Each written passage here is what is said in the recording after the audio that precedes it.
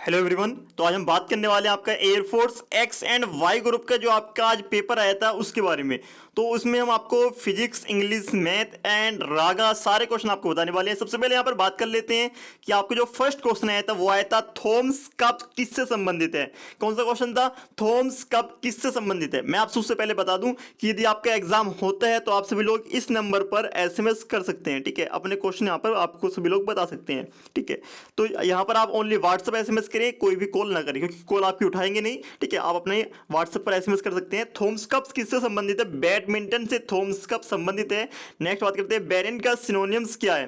तो यहाँ पर है चिल्डनेस, ठीक है, चाइल्डनेस या फिर और कुछ भी हो सकता है ऑप्शन में। तो यहाँ पर बेरेन का सिनोनिम्स पूछा गया था। नेक्स्ट क्वेश्चन था कॉन्सेक्यूटिव का एंटोनियम्स क्या है। कॉन्सेक्यूटिव का एंटोनियम्स क्या है? तो सेपरेट होता है, तो इसका मतलब होता है लगातार, तो इसका मतलब होगा सेपरेट। तो यहाँ पर एक क्वेश्चन पूछा गया था कि रानी रामपाल किस खेल से संबंधित है। क्वेश्चन नंबर 4 था कि रानी रामपाल किस खेल से संबंधित है। तो किससे संबंधित है? हॉकी से संबंधित है रानी रामपाल। ये क्वेश्चन आपका एग्जाम में पूछा गया था। तो यहाँ पर नेक्स्ट बात कर लेते हैं आप सभी के लिए। तो यहाँ पर नेक्स्ट क्वेश्चन आता है कि यहाँ पर है अकम्पलिश्ड के साथ प्रीपोजिशंस का यूज होता है। तो कौन सी प्रीपोजिशंस ऐसी है जिसके साथ अकम्पलिश्ड लगता है, ठीक है। तो नेक्स्ट बात कर लेते हैं यहाँ पर नेपाल की जनरल रैंक के सामने इंडियन आर्मी में कौन सी रैंक है। जो नेपाल है, नेपाल की जो सेना है उसमें जो जनरल रैंक है, तो भारत में जो रैंक है वो कौन सी है। जैसे कहते हैं ना एयरफोर्स में यदि कमांडर है तो आर्मी में वो कौन सी रैंक होगी, ठीक है। तो इस हिसाब से पूछा जाता है।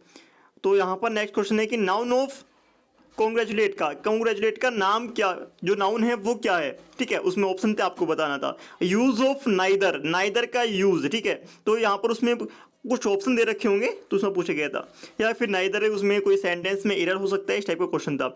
और यहाँ पर होमवर्क का सिनोनियम्स पूछा गया था एग्जाम में। यहाँ पर पूछा गया था नियर द कॉर्नर का आइडम फ्रेसिस यहाँ पर आपके एग्जाम में आया था।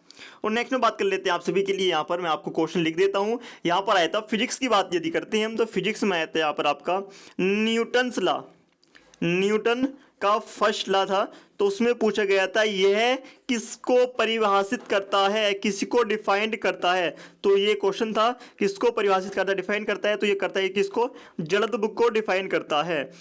तो नेक्स्ट क्वेश्चन आपका था कि थर्मोडाइनमिक से था। कहाँ से था? थर्मोडाइनमिक से क्वेश्चन था। थर्मोडाइनमिक से जो आपका ये क्वेश्चन था मैं आपको बता देता हूँ। ये था थर्मोडाइनमिक का फर्स्ट लॉ से क्वेश्चन था।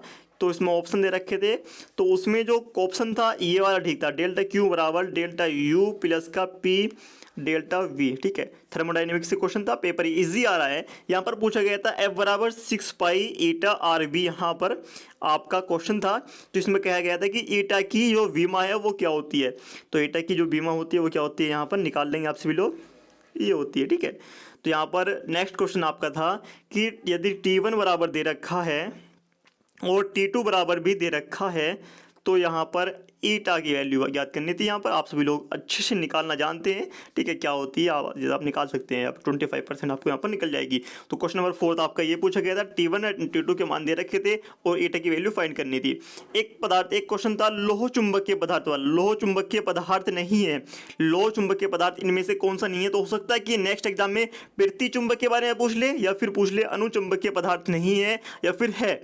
तो नेक्स्ट क्वेश्चन है आपका, एक था म्यू जी की वैल्यू दे रखी थी 3/2 यहाँ पर, और डब्ल्यू की वैल्यू दे रखी थी, और यहाँ पर जो पूछा गया था म्यू डब्ल्यू जी, ठीक है। तो यहाँ पर ये आपको फाइंड करना था। नेक्स्ट बात कर लेते हैं आप सभी के लिए।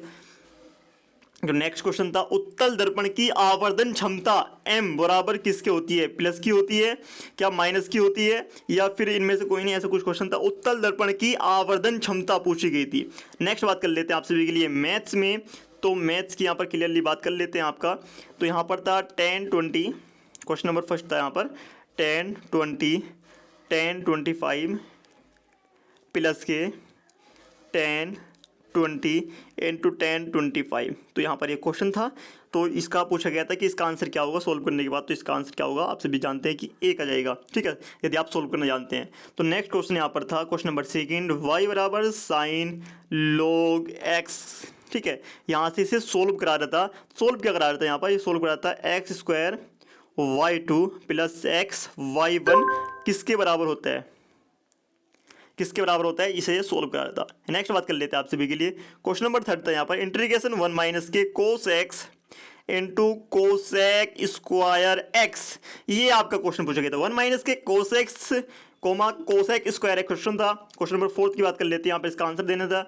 नेक्स्ट क्वेश्चन था 0 to π/4, यहाँ पर था 10x upon cos square x का इंटीग्रेशन आपको यहाँ पर करना था। ठीक है, इसका इंटीग्रेशन करना था। नेक्स्ट बात कर लेते हैं आप सभी के लिए, क्वेश्चन नंबर 5 यहाँ पर है कि इंटीग्रेशन 0 to π/2 e⁻10x और sec square x into D x यहाँ पर आपको फाइंड करना था। क्वेश्चन नंबर 6 की यहाँ पर बात कर लेते हैं आप सभी के लिए। 1, 2, 3, 4 अंकों की सहायता से बनने वाली 4 अंकों की बड़ी से बड़ी या फिर बड़ी छोटी से छोटी संख्या याद करनी है बिना पुनरावृत्ति हुए। ठीक है, तो कितनी संख्या बनाई जा सकती है, इस टाइप का क्वेश्चन था जो आपके एग्जाम में पूछा गया था। ठीक है, और क्वेश्चन की यहाँ पर बात कर लेते हैं। यदि आपने चैनल को सब्सक्राइब नहीं किया है तो सबसे पहले चैनल को सब्सक्राइब कर दें। यदि आप अगली बार, ठीक है, नेक्स्ट टाइम के लिए तैयारी कर रहे हैं इसके लिए, तो मैं आपको एक सजेशन दे देता हूँ। यदि आप लेना चाहते हैं, वरना आप वीडियो को कट कर सकते हैं।